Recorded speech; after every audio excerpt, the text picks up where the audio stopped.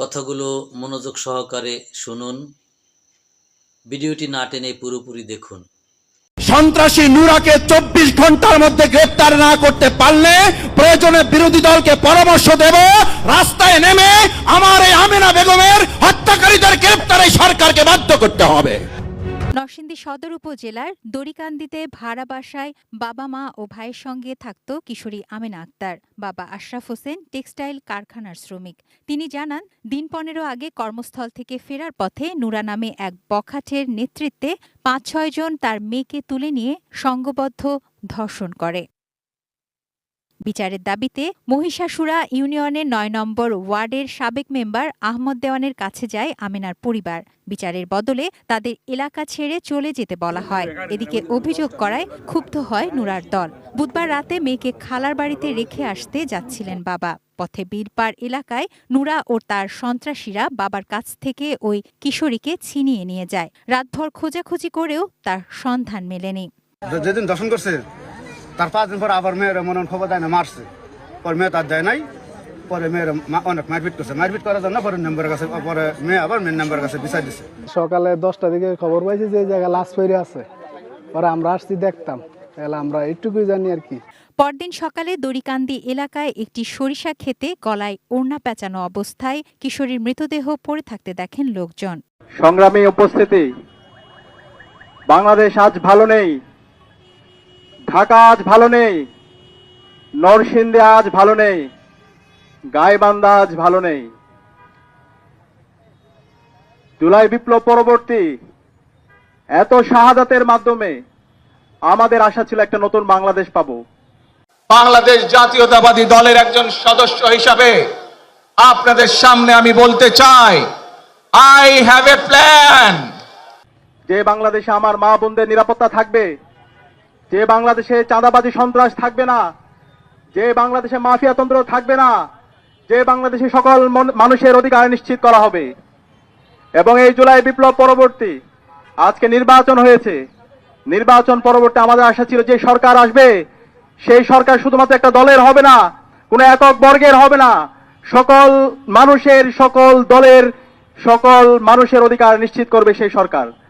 কিন্তু আমরা দেখতে পেয়েছি আজকে এই সরকার শপথ নেওয়ার পরে 12 থেকে 13 দিন হচ্ছে, এই 13 দিনে তারা আমাদের এই দেশের নাগরিকদের জীবনের নিরাপত্তা তারা দিতে পারেনি। তো বিয়ে উপলক্ষে আমাদের কাছে 1 লাখ টাকা চাঁদা দাবি করছে আরমান। তো আরমান 1 লাখ টাকা চাঁদা দাবি করার পরে আমি ওকে না করছি। না করার পরে আমার বড় ভাই থেকে 30,000 টাকা আবার চাঁদা দাবি করছে। আমার বড় ভাই 3,000 টাকা দিছে ওদের খুশি হইয়া খাওয়ার জন্য। ওরা এই টাকাটা নিতে রাজি হয় নাই। পরবর্তীতে আবার আইসা ওই টাকা নিয়ে গেছে। তারপরে ওদের এই টাকা হয় নাই, ওরা আরো টাকার দাবি করছে, সেজন্য এই নিয়ে গ্যাঞ্জাম করছে। আমাদের বাড়িতে আইসা আমাদের হামলা করছে, আমাদের সোনার চেন নিয়ে গেছে 2টা, আমার ভাইয়ের মাথা ফাটাই ফেলছে। তারপরে আমাদের বাড়ির মেহমান আসছে, মেহমানের উপরও হাত তুলছে, ওনার মাথা ফাটাই ফেলছে এই যে চোখে বাম পাশে। তারপরে আমাদের মনে করেন যে আরো গ্রামের মহিলারা তারা লাস্টে হইচে শূন্য আসছে, আসার পরে ওনাদের উপরও হামলা করছে। ওরা এই যে অস্ত্র টস্ত্র নিয়ে আইছিল, লাঠি বেন্দা নিয়ে আইছিল, এগুলো এখানে আছে। তারপরে স্যার এখানে মেইন ইয়ে হচ্ছে আরমান, আবির, জিশান, তারপরে মোহন নামে একটা ছেলে, ও সবগুলার লিড দিয়া নিয়ে আসছে কালকে। ধন্যবাদ। আমাদের বাড়িতে ওরা যে আক্রমণটা করছে একরকমের যে ডাকাতির মতো। তারা আমাদের এই দেশের নাগরিকদের সম্পদের নিরাপত্তা তারা দিতে পারেনি। তারা আমার এই দেশের মা বোনদের ইজ্জতের নিরাপত্তা তারা দিতে পারেনি। আমরা দেখতে পেয়েছি নির্বাচন পরবর্তী 24 ঘন্টার মধ্যে সারা দেশে সহিংসতা। সেই ফেসিবাদী আমলে যেভাবে ভিন্ন পথের উপর যেভাবে আক্রমণ করা হতো, ঠিক একই কায়দায় নির্বাচন পরবর্তী সারা দেশে সন্ত্রাসীরা বাড়িঘর ভেঙে দিয়েছিল। 24 ঘন্টার মধ্যে আমরা 4টা লাশ পড়তে দেখেছি। এবং একই সাথে সারা দেশে অসংখ্য মানুষের সম্পত্তিকে দখল করতে দেখেছি। একই সাথে আজকে 12-13 দিনে সারা দেশে আমার মা বোনদের উপর হামলা হচ্ছে। এই ঢাকা বিশ্ববিদ্যালয়ে এক দলের সন্ত্রাসীরা আমাদের বোনদের উপর তারা হামলা করেছে। একই সাথে আমরা দেখতে পেয়েছি রামপুরার মধ্যে 5 বছরের এক শিশুর উপরে হামলার পর তাকে হত্যা করা হয়েছে। যখন মামলা করতে গিয়েছে পরিবার, তখন প্রশাসন থেকে বলা হচ্ছে এই ধরনের দুর্ঘটনা আপনারা মাইনা নেন। আরে ভাই, এই ধরনের দুর্ঘটনা মাইনে নেওয়ার জন্য কি জুলাই বিপ্লব হয়েছে? এত রক্তের মাধ্যমে যদি আমরা সেই ফেসিবাদী বয়ান শুনতে হয়, তাহলে আমরা ছাত্র সমাজ বেঁচে থাকতে আমরা এই ধরনের ফেসিবাদ বাংলাদেশে কায়েম হতে দেব না।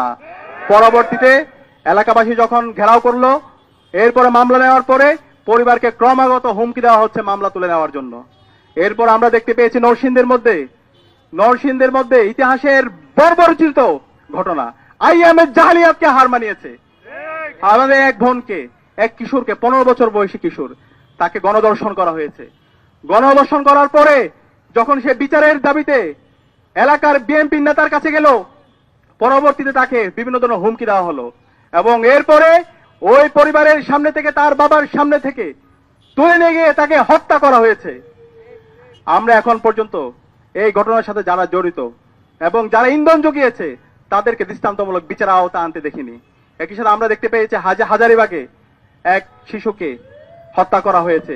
এভাবে গাইবান্ধা থেকে শুরু করে বাংলাদেশের বিভিন্ন প্রান্তে আজকে মবের মাধ্যমে নাগরিকদের অধিকার হনন করা হচ্ছে এবং জুলাইয়ের যারা বিপ্লবী আছে তাদেরকে হত্যাযজ্ঞ করা হচ্ছে। এবং এই খুনি হাসিনা যে গত 16 বছরে বাংলাদেশে ফেসিবাদ কায়েম করেছে, গুম খুন আইনাগরের মাধ্যমে বাংলাদেশকে একটা অকার্যকর রাষ্ট্রে পরিণত করেছে এবং এই জুলাই বিপ্লবে আমাদের 2000 ভাই বোনকে শহীদ করেছে। এই খুনি হাসিনা এবং তার দূষরদেরকে আবার বাংলাদেশে পুনর্বাসনের ব্যবস্থা করছে একটি দল। I have a plan. আমরা সাবধান করছি এই খুনি হাসিনা এবং তার দূষরদের বিরুদ্ধে বর্তমান সরকারকে জিরো টলারেন্স নীতি ঘোষণা করতে হবে। এই বাংলাদেশে খুনি হাসিনাকে ভারত থেকে নিয়ে এসে তাকে ফাঁসির কাস্টে ঝুলাতে হবে, রায় কার্যকর করতে হবে। এই জুলাই বিপ্লবে যে আমাদের 2000 ভাই বোনকে শহীদ করেছে, খুনি হাসিনার যারা মাস্টার মাইন্ড আছে, এই আওয়ামী লীগ, ছাত্রলীগ, যুবলীগকে এই বাংলাদেশে বিচারের আওতায় নিয়ে আসতে হবে। তাদের আর কোনো অফিস খুললে এই বাংলাদেশের ছাত্র জনতা প্রতিবাদ প্রতিরোধ গড়ে তুলবে। এই বাংলাদেশে আওয়ামী লীগ কোনো রাজনৈতিক দল না, আওয়ামী লীগ হচ্ছে সন্ত্রাসী সংগঠন। এই আওয়ামী লীগ দেশের স্বাধীনতা সার্বভৌমত্বের জন্য হুমকি। সুতরাং এই আওয়ামী লীগকে এবং খুনি হাসিনার দোসরদেরকে এই বাংলাদেশে বিচারের আওতায় নিয়ে আসতে হবে এবং সারা দেশব্যাপী যে ধর্ষণ হচ্ছে, যে সন্ত্রাস হচ্ছে, যে মাফিয়া তন্ত্র হচ্ছে, এই সন্ত্রাসীদেরকে দ্রুত সময়ের মধ্যে অ্যারেস্ট করে তাদেরকে বিচারের আওতায় নিয়ে আসতে হবে। একই সাথে আমরা দেখতে পেয়েছি ঢাকা বিশ্ববিদ্যালয়ের শিক্ষার্থীর উপর এবং সাংবাদিকদের উপর এই সোহরাওয়ার্দী উদ্যানে পুলিশ হামলা করেছে। আমরা এই ধরনের পুলিশি রাষ্ট্র দেখতে চাই না, যে পুলিশ আমার সাংবাদিকদের উপর হামলা করে, আমার ভাইয়ের উপর হামলা করে, আমার বোনের উপর হামলা করে। সুতরাং এই পুলিশের যারা এই নাগরিকদের উপর হামলা করেছে তাদেরকে বিচারের আওতায় নিয়ে আসুন। আমরা দেখতে পাচ্ছি এই পুলিশের বিরুদ্ধে ব্যবস্থা না নিয়ে বরং তাদেরকে আরো পদোন্নতি দেওয়া হচ্ছে। আমরা সবকিছু অবজার্ভ করছি, আমরা আপনাদেরকে সময় দিতে চাই, কিন্তু আমরা যদি দেখি আপনারা জালেম হয়ে উঠছেন, আপনারা হাসিনা হয়ে উঠছেন, আমরা আবু সাঈদের উত্তরসূরিরা বেঁচে থাকতে আমরা তা হতে দিব না। প্রয়োজনে জীবন দেব, কিন্তু বাংলাদেশে আর কখনো হাসিনা তন্ত্র ফিরে আসতে দেব না। প্রয়োজনে আবু সাঈদের মতো আমরা রাজপথে নামবো, কিন্তু বাংলাদেশে আমার আর কোন বোনের উপর, আমার কোন মায়ের উপর শ্লীলতাহানি হতে দেব না। সুতরাং আমরা অনুরোধ করবো, স্বরাষ্ট্রমন্ত্রী আপনি বিভিন্ন ধরনের হুমকি দিচ্ছেন, হুমকি দিয়েন না। এই জুলাই প্রজন্ম কারো হুমকিকে তোয়াক্কা করে না। আমরা দেখতে পেয়েছি এই ঢাকা বিশ্ববিদ্যালয়ে 15 জুলাই খুনি হাসিনা এবং তার দূষররা, নিষিদ্ধ হয়েছে ছাত্রলীগ, আমাদের বোনদের উপর হামলা করেছিল। পরবর্তীতে বাংলাদেশে যে গণবিপ্লব হয়েছে, সেই বিপ্লবের মাধ্যমে খুনি হাসিনা এই দেশ থেকে পালাইছে। সুতরাং সাবধান করছি, আর কোন আমার মা বোনদের উপর যদি হামলা হয়, আমার মা বোনদেরকে যদি বিভক্ত করে হুমকি দেওয়া হয়, আর কোনো যদি দর্শন হয়, দর্শনের পর যদি বিচার না হয়, তাহলে আমরা আবার রাজপথে নেমে আমরা গণপ্রতিরোধ গড়ে তুলবো ইনশাআল্লাহ। I have a plan. সুতরাং আপনাদেরকে অনুরোধ করবো, বাংলাদেশের ছাত্র সমাজকে অনুরোধ করবো, সবাইকে সজাগ থাকতে হবে। প্রতিটি পাড়ায় পাড়ায়, মহল্লায় মহল্লায়, প্রতিটি স্কুলে, কলেজে, মাদ্রাসায়, বিশ্ববিদ্যালয়ে এই দর্শকদের বিরুদ্ধে প্রতিরোধ কমিটি গড়ে তুলতে হবে। দর্শকদের যেখানে পাওয়া যাবে তাদেরকে ধরে থানায় দিতে হবে, তাদেরকে প্রকাশ্যে বিচারের আওতায় নিয়ে আসতে হবে।